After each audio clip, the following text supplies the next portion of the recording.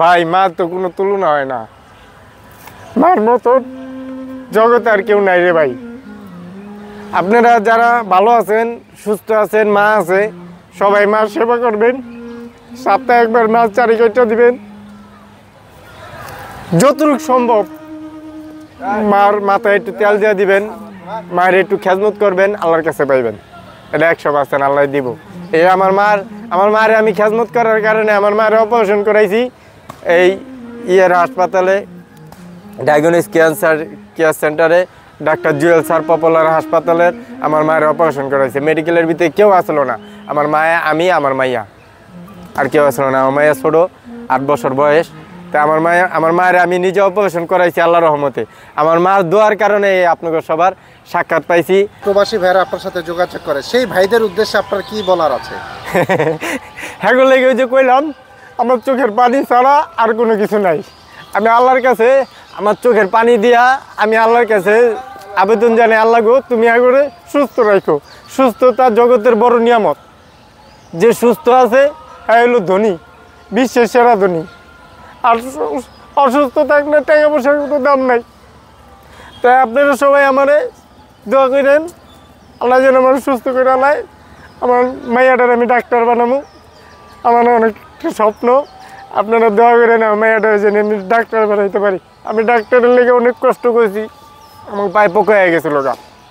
যাক আলহামদুলিল্লাহ আমি খুশি আছি ভাই, কান্দো না, আমি আর কথা কম না। মা লেগে দোয়া করি, আল্লাহ জানি সব মায়ের ঘরে কই আপনারা সন্তানগুলো লেগে মন ভরে দোয়া করেন। আপনাকে দোয়াই আল্লাহ কবুল করব, কারণ মা দোয়া সবার আগে কবুল করে।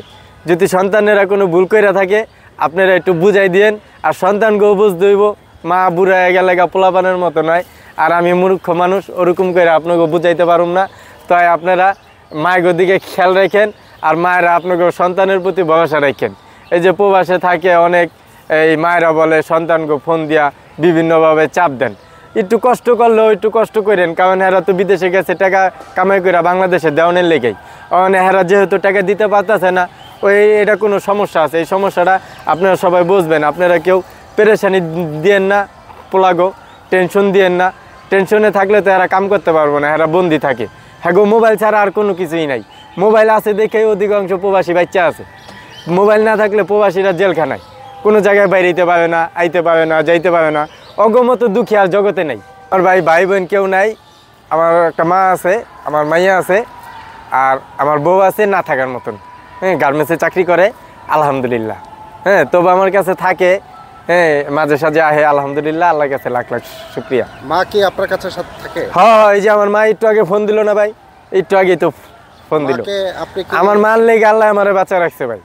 আমার মার লেগে আপনারা সবাই দোয়া করেন। আমার মার এই যে কিছুদিন আগে একটা অপারেশন করাইছি, এটারে কয় আপনার জ্বরে ও ক্যান্সারের অপারেশন করাইছি।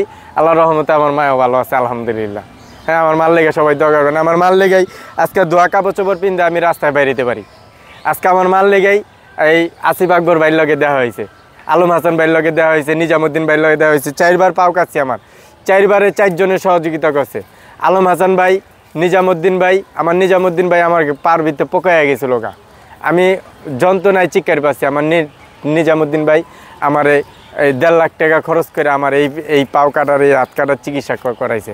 আল্লাহর রহমতে আমি অনেক ভালো আছি। আপনারা সবাই দোয়া করেন আমার লেগে, আর আমি আপনার লেগে দোয়া করি।